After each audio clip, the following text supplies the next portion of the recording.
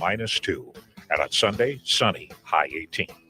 Catch Milo Imagines the World at Children's Theater Company, February 4th through March 9th. Hip-hop, pop, and country collide in an unforgettable musical adventure full of imagination and surprises. Learn more at childrenstheater.org. Portions of the following program may be pre-recorded.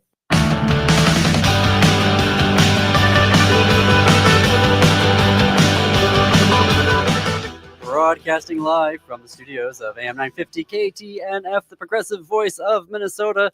And you can also watch us on our YouTube channel right now, youtube.com/@TheGailey This is The Gailey Show. Welcome. I'm your host, JP D'Arbragosian. Joining me in studio is our executive producer, Jim Pounds. Hey, everyone. And Adam is piloting the ship today in the control room. Hey, Adam. Hello, everyone. How you doing? Very well, thank you. Actually, the question I'm asking right now to everybody is, how are you holding up? I got to get that seems more appropriate than how are you doing these days. Our call-in number is 952-946-6205, 952-946-6205, or you can chat with us on our YouTube stream. I'm checking that out as well.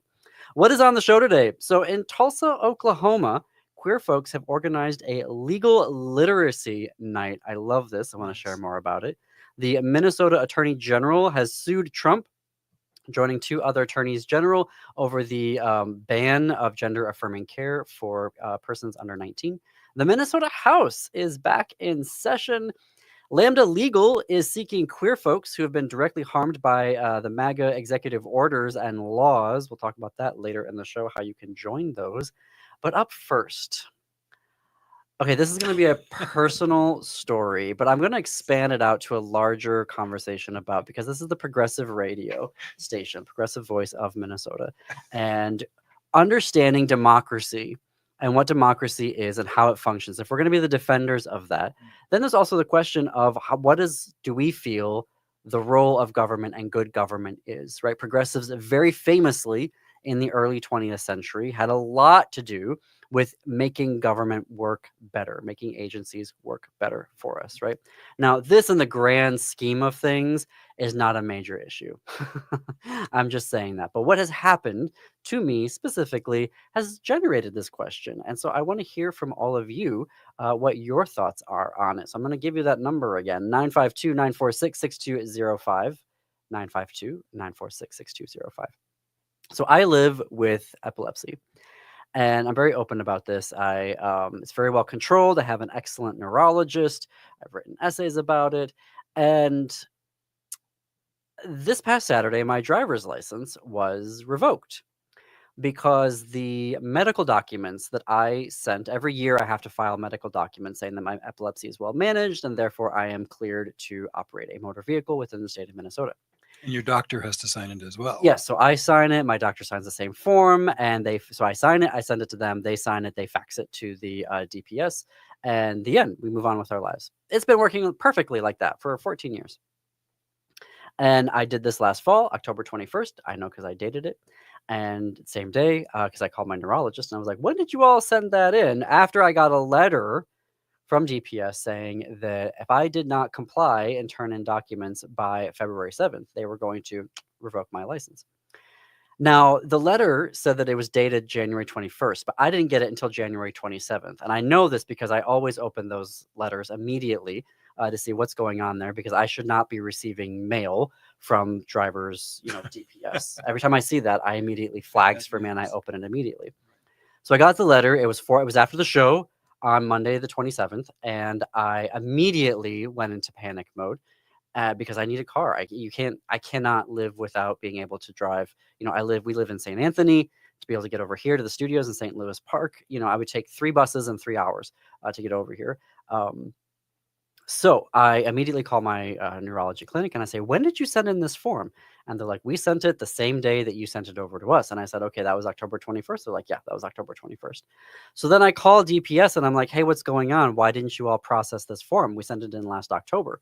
And now it's January 27th. And they're like, we never received it. And I said, you should have received it. They faxed it to you. And they're like, well, sometimes this happens.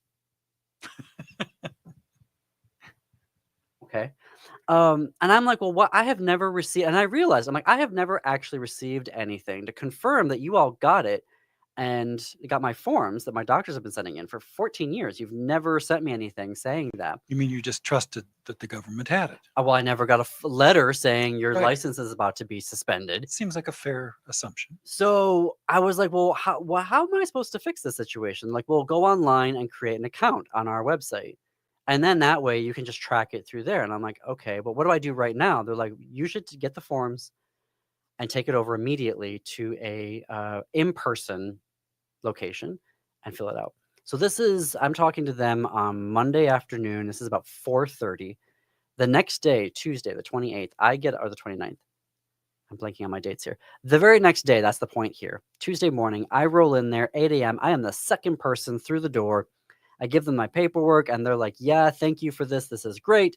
I'm putting a timestamp to, confirm that we received it and when, this will be processed. And they, in person, the person in the agency told me this, as did the person on the phone the afternoon before. They're still processing forms from early January. So they're not going to get to yours by the time that the letter expires. So your driver's license will be suspended. And this is what people get frustrated about with government. So here's my question then about, as progressives, what is our, is this working the way that we want it to be working? And how do we know that our progressive values are being reflected in the government? Because I thought immediately, all right, fine. I'm going to get a letter now saying that my driver's license has been suspended. And then apparently in 2 weeks or whatever, I'm going to get another letter saying that my driver's license is back because they finally processed the forms. Even though I did everything correctly and on time, here we are. Yep. So I immediately thought of, okay, well, my MAGA family, who, let's keep reminding, they disinherited me. We don't have any contact, estranged. My MAGA family would immediately start blaming Tim Walz. Right. Say it's all his fault. Right. This is everything that's happening to you right now is the Walz fault. Okay. Right. So there would be blame number one. Right. Blame number two would be, well, this is why we shouldn't have government agencies involved in, we should just get rid of that. We should pare down DPS. They shouldn't be involved in this anyway. The end, that's how we get rid of it. Which on the one hand, I'm like, okay, I think there's a larger conversation here about, when you have epileptics like myself who have been very well managed, does it need to be every year? Can it be every other year, every 4 years? Like, should I verify it when I do my driver's license? I think there's a conversation to be had there. There are a lot of epilepsy advocates. I've never had a problem before. Government can be improved upon, you're It's, saying. it's like, huh. Is that right? Right. Yeah. Well, I mean, this is the question. This is the conversation question. that we're having. So then there is the other. So on the other side of the aisle, you could sit there and say, the Democrats would say, well, the problem is that the Republicans are trying to defund these agencies, and so now these agencies don't have the amount of money that they need to operate appropriately, and so this is why we need to be funding more money into the government. Right. Now, all of this, something that has stuck with me since after the catastrophe in November was something that Matt McNeil said, where he said, we have got to be more than just a list of policies, than a 14-point plan to run the country, to govern the country. And that has stuck with me. And I get where he is coming with that, because for me, I'm like, what is the underlying philosophical values that we are expressing here? The 14-point plan should be expressive of that value that we have. I mean, if we're going to defend democracy, if we are going to have government of the people, right, self-government, what then does that look like? How do we know that a government agency, whatever it is, whether it's DPS, DHS, Health and Human Services, Veteran Affairs, etc., are operating in a progressive fashion? Right. So you're saying that Project 25 would be an example of a policy that's represented by the actions. Well, they're shutting down the government. Right. So they don't believe in government. They're shutting down the government. They found a loophole, if you will, which apparently I don't even know if we should characterize that as a loophole. But they're basically saying, well, we can't necessarily, there'd be outcry if we got rid of Department of Health Services. But how about we do this? How about we get rid of all the staff? Right. Yeah.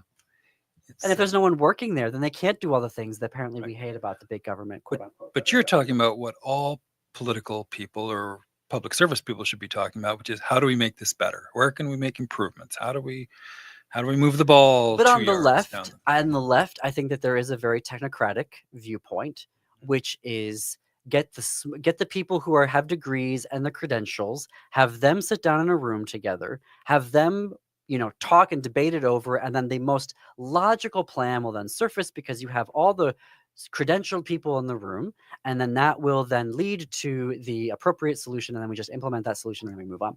Right. But then what value is that expressing from?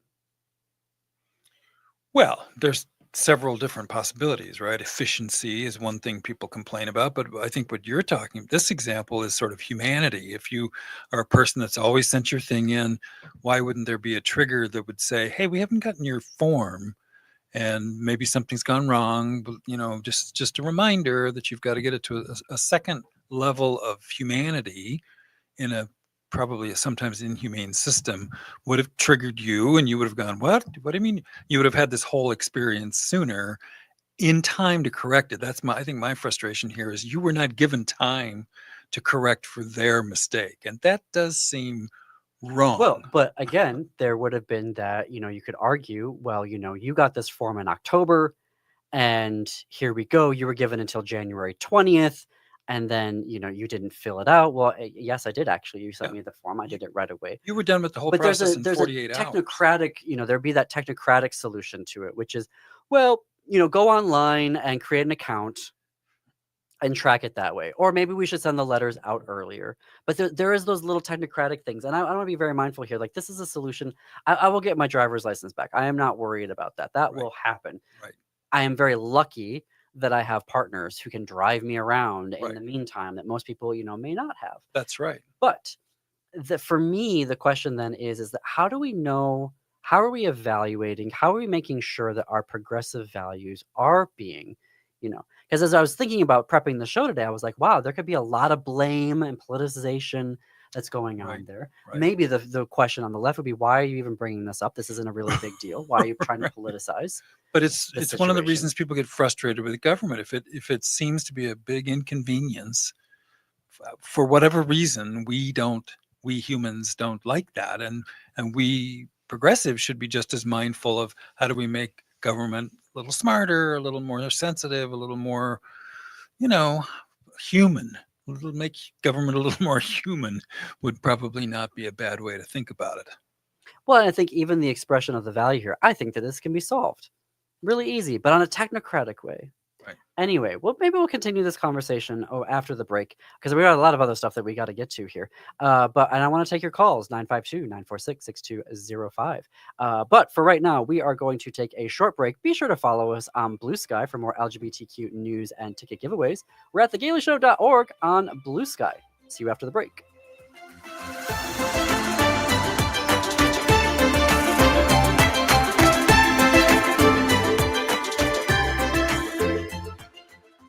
At Queermunity, savor our seasonal menus from our chef, June Day, a James Beard Awards semifinalist. We feature locally sourced foods grown and produced by queer and BIPOC farmers. A full-service cafe offering your favorite cold brew coffees, hot teas, cider spritzes, and our very own house-made chai lattes. Start your day with our smoked bacon and egg breakfast sandwiches served on a biscuit with chipotle mayo and cheddar cheese. Vegan? Try our vegan sausage, egg, and cheese. For lunch, pair our seasonal salads and soups with a caprese panini served on Rose Street baguettes. Try one of our chickpea salad sandwiches, or enjoy the comfort of our grilled cheese with mouth-watering provolone, cheddar, and Gruyere melting on Rose Street breads. We serve sweet and savory pastries, and check out our new bar menu featuring local beer, wine, and custom double hard seltzers. Mention AM 950 at the cafe register for a free beverage with entree purchase. The Queermunity Cafe is open 7 days a week, 8 a.m. to 8 p.m. More info at queermunitymn.com. Hi, this is Frank Brown of Minuteman Press Uptown with a question for our listeners. How important are business values to you? When you need high-quality digital print, it matters who you work with. You see, Minuteman Uptown is unique. We're one of the only union print shops in Minnesota providing our team with living wages and benefits. We believe in second chances for justice-impacted individuals who want to contribute to the community, and we are active in local issues. We've been in the streets standing up for racial, social, and economic justice.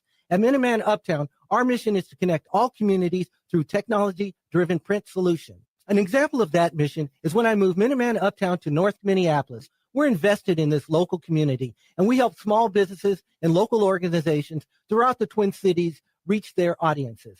Reach out to Minuteman Uptown and partner with a printer that shares your values.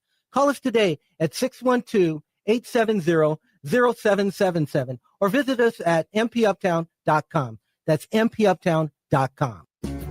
This Valentine's Day, give the gift of reading at Next Chapter Booksellers. Whether you're trying to survive Trump administration 2 or seeking something cozy, they've got you covered. Their newest nonfiction table offers books to channel anxiety into action. While for something lighter, check out their Japanese and Korean healing fiction, or explore their upsetting shelf of surreal, strange novels. Next Chapter Booksellers can help you find the perfect gift for Valentine's Day, whether to inspire, comfort, or escape.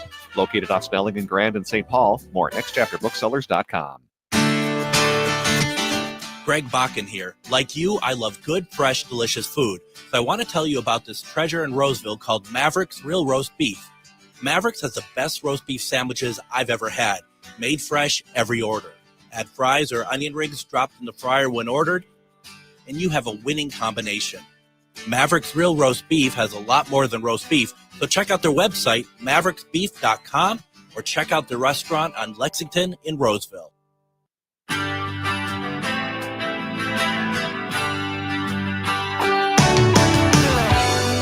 Welcome back to The Gailey Show. I'm JP D'Arbogossian. It's 21 minutes past the hour. Our call-in number, 952-946-6205, 952-946-6205.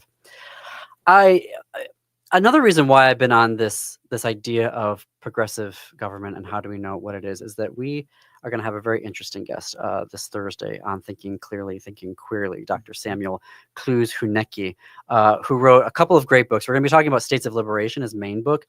If we have time, I want to get to his second book, which is A Queer Theory of State, where he has, laying out the case that the queer liberation movement has had a very ambivalent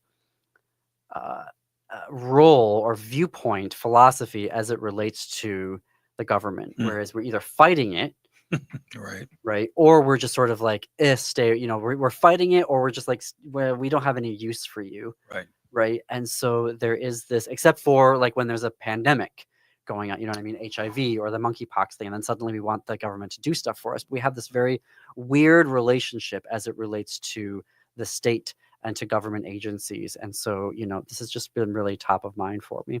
Speaking of liberation, so fun to see the Baltic states, Latvia, Estonia, and Lithuania liberated themselves from the Russian power grid this weekend. They cut themselves off, integrating into the European power grid. So none of their electricity now comes from Russia. And well done. What were you going to say about that? Well, I just, we are not able to do that. We apparently at 1600 Pennsylvania Avenue are just infatuated with what has always been America's enemy, and we can't seem to get off of that particular drug. And good for the Baltic countries for being more progressive and independent than the former United States of America. Well done. Right. Well done. Well, one day we will liberate ourselves. That's right. From Russian. Inspired by the Baltics. Even though we have a Russian asset who is now going to be in charge. Right. Almost everything.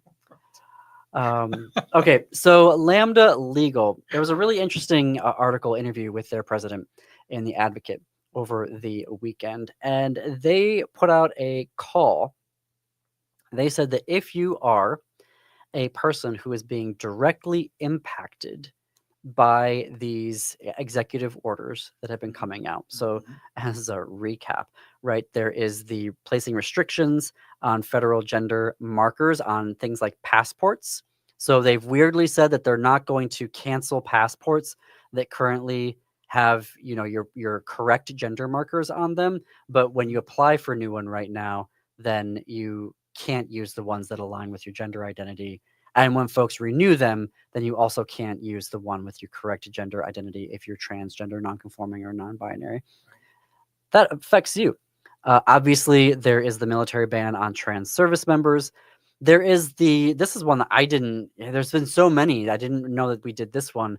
The it's called the global gag rule. So it blocks funding for reproductive healthcare organizations worldwide from telling them about health services like contraception, abortion, providing healthcare for LGBTQ plus, people, women, and girls, right? So apparently Republican presidents have been doing this forever, but apparently his also is the most expansive of all of these gag rules.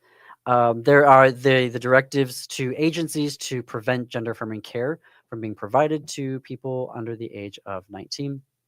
There's the attempt, an executive order that encourages criminal prosecutions of teachers for affirming LGBTQ plus students and suggests that supporting LGBTQ plus young people is unpatriotic and anti-American. So Lambda Legal has a help center on their website where you can go in there. Now, the help center does not provide emergency legal resources, right?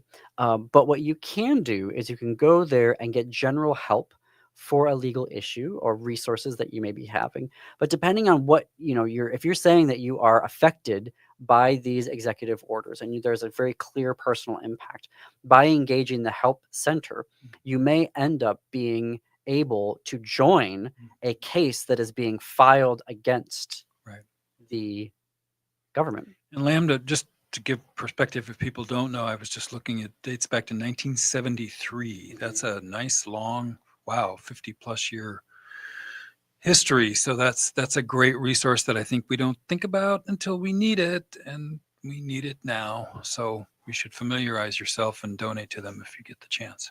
Well, you always hear these names on these Supreme Court cases, right? It's not the topic, it's the Lawrence v. Texas or Bowers v. Hardwick. You know what I mean? Like it's these are the plaintiffs are the folks that they come forward. And so here's an opportunity.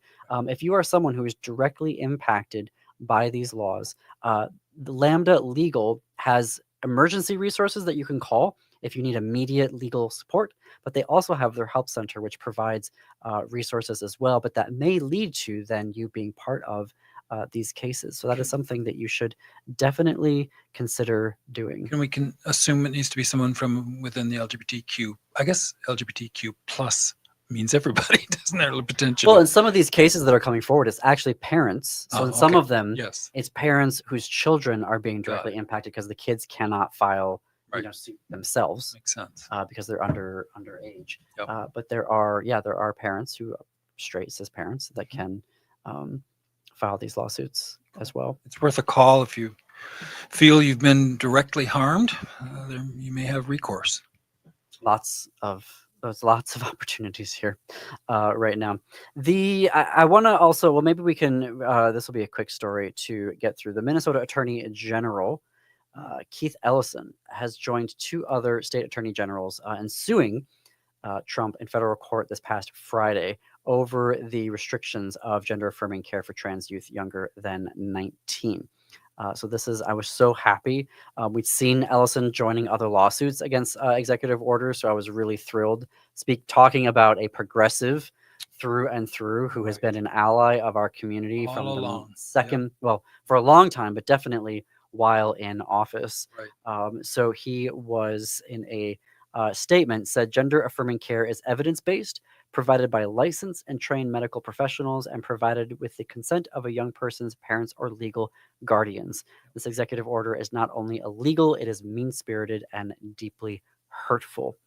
And organizations such as the American Medical Association, the American Academy of Pediatrics, all support the use of gender affirming care for the treatment of gender dysphoria. And if you missed my conversation with Dr. Cade Gepford from Children's Minnesota a couple weeks ago on thinking queerly, if you didn't know, if you're like, oh yeah, well obviously this is executive order is bad, but if you want to know what actually goes into gender affirming care for persons under 19, look under the hood. It is actually really remarkable to know that. And when in the event that you get into, you have a MAGA friend or family member that wants to start screaming about blah, blah, blah, blah, blah, you can then go, actually, here is what actually goes into that type of care. It's very powerful information, isn't it? Knowledge.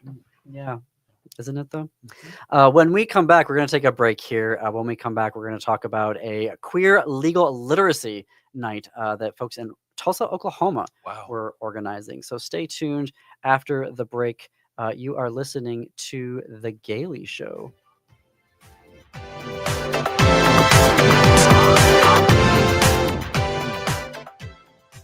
Hey, Minnesota, it's Brad Friedman, host of the Bradcast. We'll expose all the latest schemes, frauds, and more weeknights at 7 on AM 950. Do you remember that invincible feeling you used to have?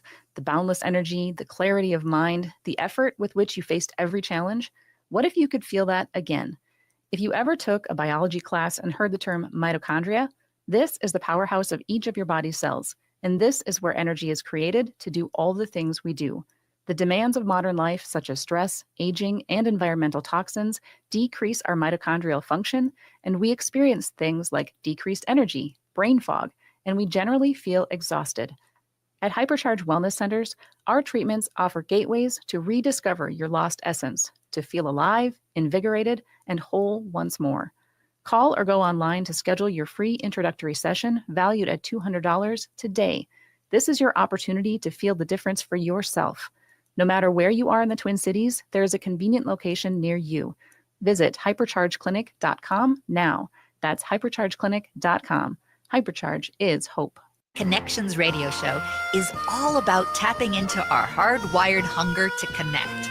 We examine meaningful connections to ourselves, our community, and the world around us. By opening the door to innovative insights by a wide variety of interesting guests, we'll make the connections to something bigger than ourselves. Join me, Lori Fitz, your host of Connections Radio Show, and together we'll make the connections. Saturday mornings at 9 a.m. on AM 950, the progressive voice of Minnesota. Hi, this is Laura. Listen to Food Freedom Radio every Saturday at 8 a.m. or anytime via podcast. Our individual health is connected to the health of each other and connected to the health of the earth. We know the problems with the dominant food system: climate change, deadening soils, nitrates in the water, factory farming, injustice, concentration of wealth. How do we both as individuals and as a community step up and support a living food system which honors the earth? Tune to Food Freedom Radio every Saturday at 8 a.m. and remember to support your independent farmers. Hello, everyone. I am Becky McNatten along with Tara Martini, hosts of Feels Out Loud. Do you find yourself feeling emotions and not having words to describe them? Sometimes we don't have ways to reflect intensity. Join us this Sunday as we talk through words to describe emotions. And if you have a question about intense feels, email us at comment@am950radio.com and we may share your questions on the show. Tune in Sunday at 9 a.m. to live and share mental health with us together. With your AM 950 weather, I'm Tom Winston. Morning snow today and a high of 23. Tonight, gradual clearing, but cold, low -2. And on Sunday, sunny, high 18. The Great Wall Restaurant specializes in Szechuan and Peking Mandarin cuisine. Try the pan-fried dumplings, sesame chicken, beef and broccoli. It's conveniently located at 4515 France Avenue South at 45th Street and France Avenue. See their extensive menu at greatwallrestaurant.us. AM 950 KTNF, St. Louis Park, Minneapolis, St. Paul.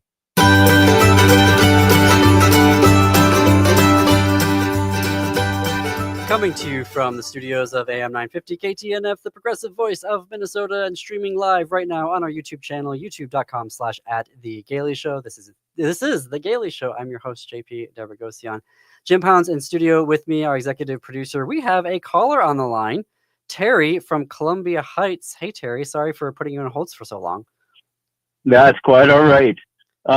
First of all, I think you should tell the station management that they should upgrade their weather report because Sunday was yesterday. I know. I heard that too, and I looked at JP and thought, that can't be right. What I was calling about, JD, is what you talked about earlier about your problem with your driver's license. Yeah. And you may have thought about this and done it before, but what I do, and I'm on several, because I'm an older individual, and I'm on several things that I have to send stuff to government agencies and whatnot. But I always send it certified mail with return receipt requested. And the reason I do that is because I make sure I've got the address for the green card. That's the return receipt requested. I make sure that it's the same address that I'm supposed to send it to. Mm-hmm. Then when I get that card back and it's signed, then when you run into a problem, and I have run into your problem too with different agencies, but when you get that problem, you can say, I sent it, return receipt requested, this person signed for it. So you guys got it when it was supposed to be there. Nice. So it's kind of a CYA type of deal, you know. Just you got it. I did what I did. I've got the proof that you guys got it. If you lost it, it's your fault. I shouldn't be punished because you guys didn't do your job. That is I never thought about using certified mail. I previously been using my doctor just faxed it in, which had been working for 14 years. Now, is that something, Terry, that you feel that should be having to do though? Well, you shouldn't have to do it, no, but at the same time, I look at it this way. They have several thousands of applications and stuff to do, and sometimes you slip through the cracks. Yeah. And I do it just like I said for CYO or COYA type of thing. Yeah. You know, I just want it there, so if it does run into the problem, I have my proof that they did get it. Yeah. So I did what I was supposed to do. Yeah. And on top of that, I have a file in my computer. I scan everything I send to them, the application, my letter, everything.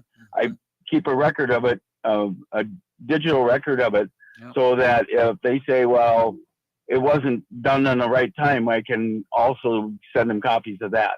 It's just if everything ran perfectly like it did for you for 14 years, you wouldn't have to do that. Yeah. Well, but we know that even when we have liberals in the government, the government doesn't always run that efficiently. No. So it's you know, I was just listening to your conversation there, and I thought, you know, it's just a suggestion. But you get that green card, and you've at least got something to come back and say, hey, I did it. You guys got it on this date, because they date it and stamp it, and someone there signed for it. Perfect. So if they lost it, they can go back to that person or whatever. And then you've got to put the stand on if you've got to take it further, you know? Perfect. No, I love that. That's a great solution. Thank you, Terry. Thank you, Terry, for calling in. You're quite welcome, man. Hey, guys, you do a great show. Oh. I'm a 68-year-old gay man, and I really like to listen to you guys. Well, I'm a 65-year-old gay man, so you and I can gang up on the young one over. Well, as you know, things were a lot different when you and I were younger. Oh, yes. Oh, my. That's a different show. All right, guys. Well, I'm going to let you go, but I just want to say congratulations on the show, and you're doing a great job. And just wanted to give my 2 cents on JD's problem. Appreciate it. Take care. Love it. Thank you, Terry. You bet. Thanks. We are taking your calls, 952-946-6205, 952-946-6205. See, the old ways are often best. This is also a really good example of intergenerational conversations between, you know, the generations. So boomer, X, millennial, I was alpha, is it now? Alpha Zoomers? I was going to suggest... so old saying that. But go ahead. I was going to suggest, you know, like a carrier pigeon was the first thing that I could think. Oh, well, I'm just saying. Okay. Not that old. So something that I think that we may bring here to Minnesota, and I've been reaching out. We want to bring in some legal experts onto the show. So we're going to try to create this here on the show. And I know that Outfront has been trying to do this as well, but I just want to underscore how cool this is. So this is from public radio in Oklahoma, Public Radio Tulsa, reporting that last week. So this was, I don't have a date on here, but the article was published on the 4th of February, that a number of nonprofit groups and Tulsa's own Human Rights Commission, interesting, didn't realize that could be a thing, invited queer Tulsans to learn about their legal rights. So responding to all of the executive orders, obviously a lot of people are feeling anxious, feeling afraid about what's to happen. There were also in Oklahoma a number of bills scheduled in their state house that would be targeting trans people and the queer community. And so they had speakers that were talking to family law and housing discrimination and estate planning. Something that came up a lot apparently from the audience members was custodial rights for queer parents, something that comes up a lot, I think, within the community. And I just think that it is, they had a great quote here from a second-year law student at the University of Tulsa, who said that the idea for the night of education came to him after the election. So his name is Jake Landry. And quoting the article here from Public Radio Tulsa, Landry said, "I woke up the day after the election when I learned the results with a lot of uncertainty. And that uncertainty was based on a lack of knowledge." And so from that, wanted to organize something, because obviously, we're not all legal experts. And Oklahoma, I mean, good, credit to. It's so easy to think of a red and blue situation and that all the people are this or that, but that's really good to hear from a red state, deep red state like Oklahoma. Yes. So I want to give a shout out to the folks, the Human Rights Commission in Tulsa and the organizing groups, and to Jake Landry there, and Brent Rowland, who's the legal director at the Oklahoma Appleseed Center for Law and Justice. I think that is a excellent thing. I hope they continue doing it, and I think this is something that we all should be doing across the country. And I know that out front, the day after the inauguration, so on the 21st, was also having a community gatherings, and I was trying to keep people apprised. So if you are looking to find out those resources as well, connect with Outfront. This is going to be, we're all going to end up having to be lawyers to live in the United States by the end of this. I mean, it's just, we should have somebody from Outfront on, or do you already have that planned at some point? I may or may not. Okay. I've got a few lawyers in the hopper that we're looking to have come here on the show. Also, I know I am so looking forward to our guest on Thursday for Thinking Queerly, because his book is called States of Liberation, and he charts out gay liberation movements in Nazi Germany, Soviet dictatorship, East Germany, and the Western liberal democracy of West Germany. Fascinating. Similarities and differences. Fascinating. Seriously, we may need to 2 or 3 parts to this conversation to watch out the similarities. That was the scary part, was to see how, even though you had these 3 different types of government, how many similarities there were between them. But then also to see how the Soviets responded to laws that the Nazis created versus how the liberal democracy. Fun fact, the liberal democracy, folks, I don't want to give it away, but sneak peek, it was the liberal democracy of West Germany that kept the Nazi era, paragraph 175. Right. The Soviet side didn't. Against what you would have assumed to be the case. Right? Yeah. Right? Yep. Fascinating. Yep. Fascinating conversation. I can't wait to have that with them, with Dr. Hunecke. This Thursday, so stay tuned for that. The Minnesota House, speaking of government, we're back, I guess. So yeah, we've had a number of folks on the show. Rep Jamie Long, the House Floor Leader, Rep Breon Curran, who is the Assistant DFL Leader, my own very own Rep Sandra Feist was here on in January as we were trying to figure out, are we actually going to have a session? And we do have a session. So one of the issues that was at stake was the race of Rep Brad Tapke, DFL winner in Shakopee. Almost did it again. Shakopee, but that's all right. Shakopee. Oh my gosh. Potato. I'm never going to get this poor town right. I'm so sorry. Here I am on the air broadcasting my inability to say names. And while we're talking about it, we're in Eden Prairie, not St. Louis Park. Okay, stop. All right. I am geographically challenged. Never mind. Anyway, the Republicans have dropped their efforts to try to unseat Representative Tapke because he won that race by 14 votes, and a court said that he won it as well. And the so-called the 20 ballots that went missing would not have altered that race. So the DFL was saying, hey, you are going to seat him. And so they agreed to that. So under the deal right now, this is so fascinating to me. So right now, the Republicans have 67 members. The Democrats have 66. There's going to be a special election in March, on March 11th, for a seat in Roseville, which the DFL is expected to win, which would then bring the chamber back up to a tie, 67-67. Yep. What that means, though, is until then, the Republicans have complete control over all of the committees. And they got the speakership. So Representative Lisa DeMuth is now the speaker, not just for this year, but for next year as well. And I still don't understand why. I mean, if it's tied, why did they get to have the speakership? It's very, very generous on somebody's part. Yeah. So I love that the Minnesota Reformer was saying that the Representative DeMuth's speakership, which is historical, first Black speaker of the Minnesota House, was a They said they called it a psychological boost to Minnesota Republicans who have not won a statewide race in almost 20 years. I didn't really win this one either, but well, you know.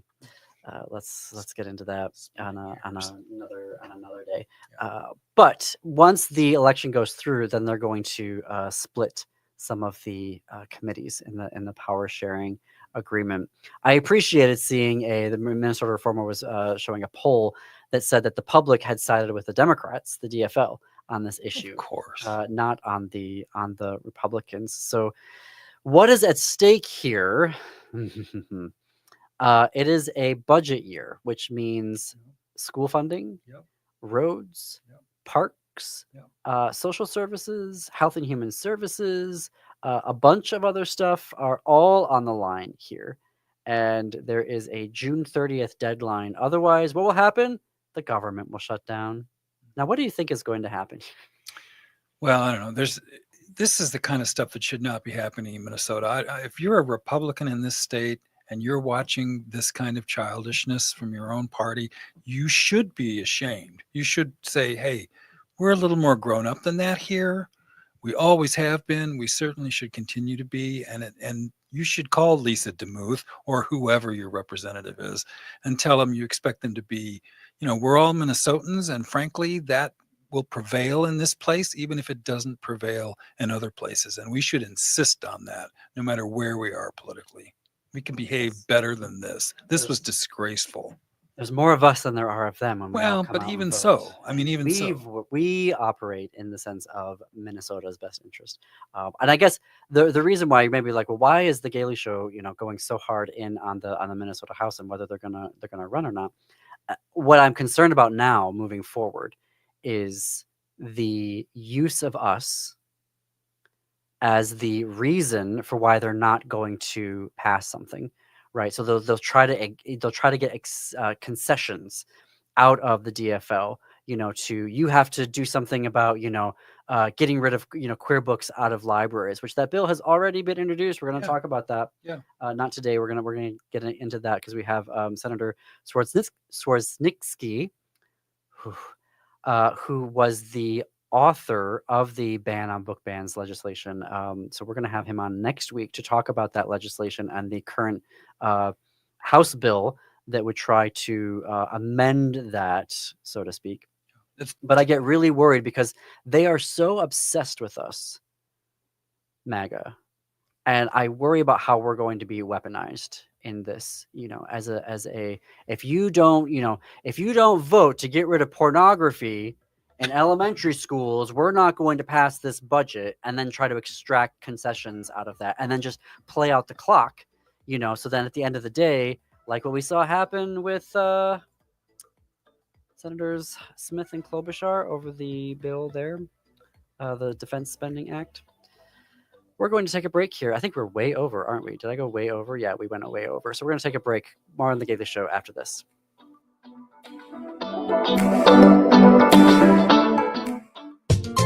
Are you planning a gathering for your family, friends, or work? Then reserve a space at the Park Tavern. The Park Tavern offers private and semi-private party spaces, and they can accommodate any size party, large or small. They have bowling, food, and beverage packages for any budget. And remember, there are no room fees and no minimum spending requirements. For more information or to schedule your event, call 952-929-6810 or go to parktavern.net. Make your next get-together the best get-together with help from the Park Tavern.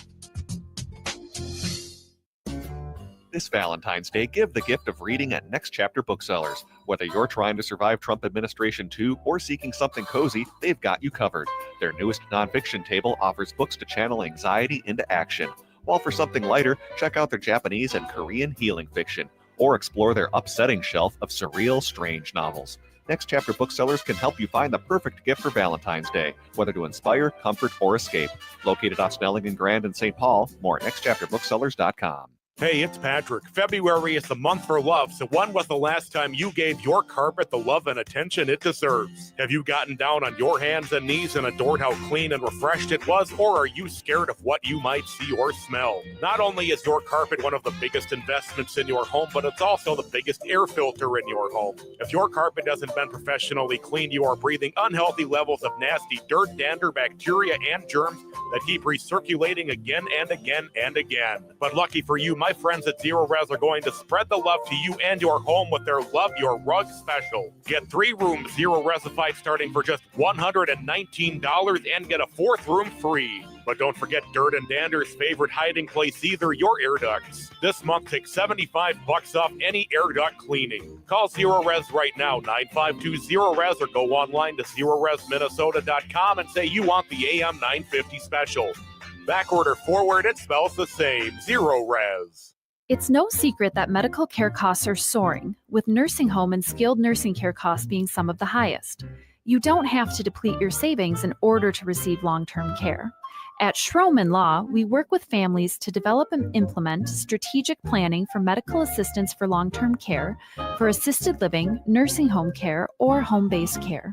Contact us today to schedule a free consultation at schromenlaw.com. That's SCHROMEN law.com. Hi, everyone. Twitter is a cesspool of ugliness and hate. Facebook, Instagram, and Threads all no longer allow basic fact-checking, meaning hate and bigotry will be officially recognized as acceptable discourse. Even TikTok is headed into the right-wing toilet. But fret not. Come to where the sky is blue. Both AM 950 Radio and the Matt McNeil Show are now on Blue Sky. Remember the time when you didn't despise checking your social media accounts? That's Blue Sky. Sign up today, then search and follow the Matt McNeil Show and AM 950 Radio, the progressive voice of Minnesota.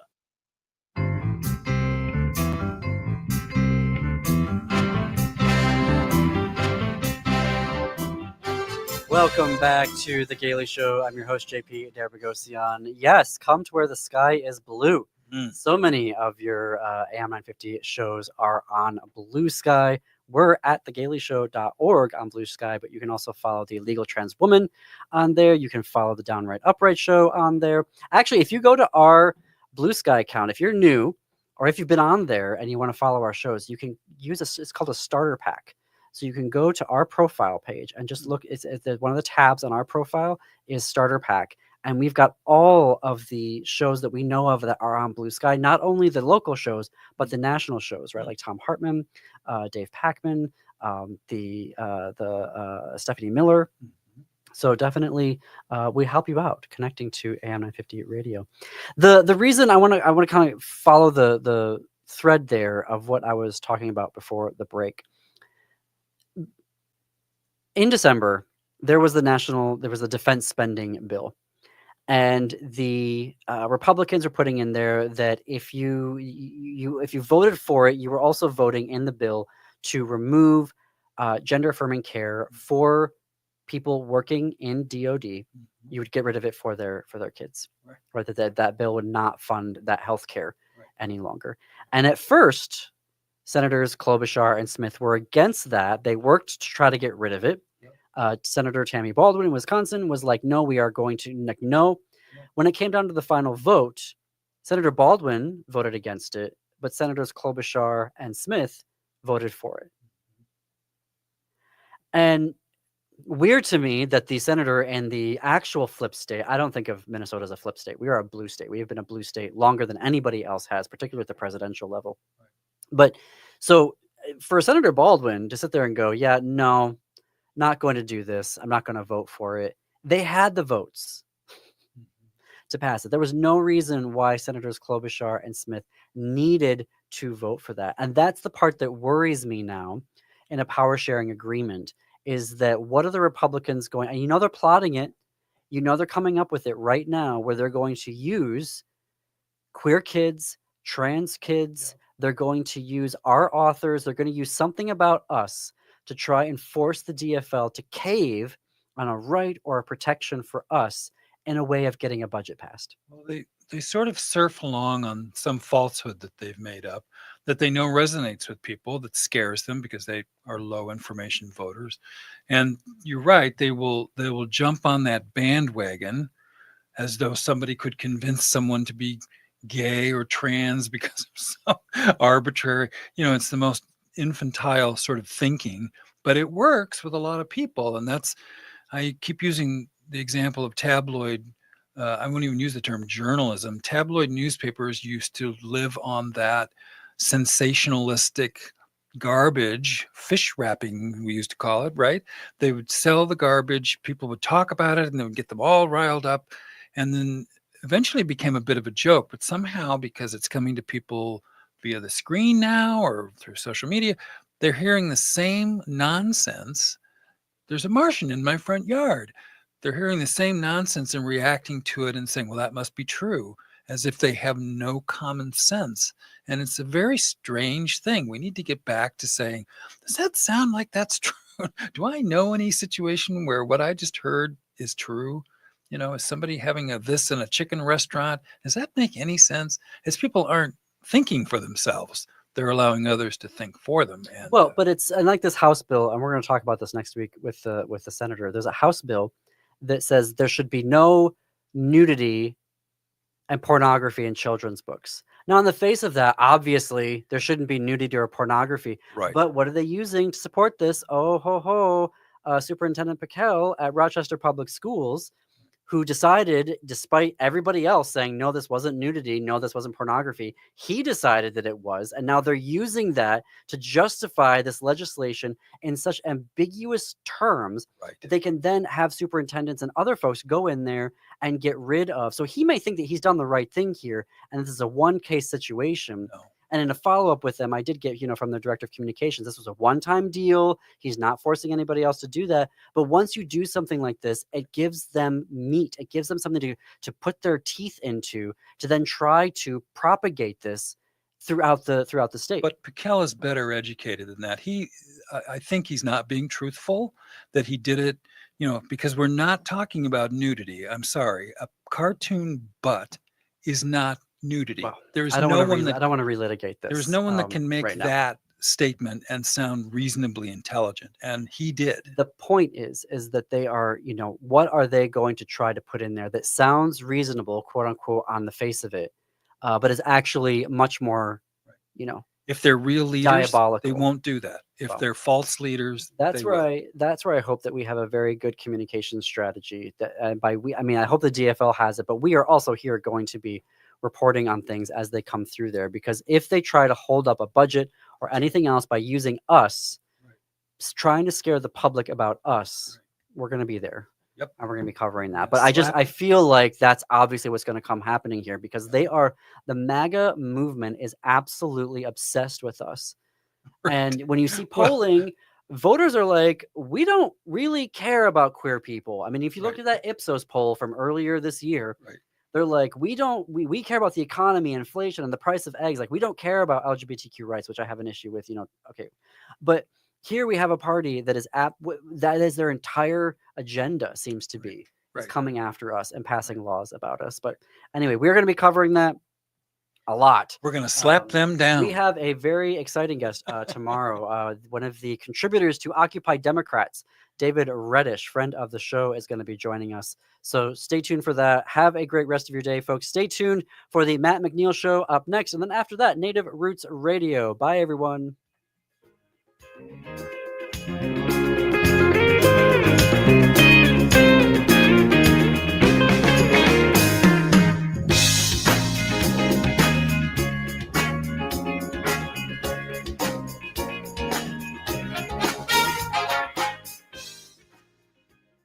Hi, this is Paul Metza, host of the Wall of Power Radio Hour.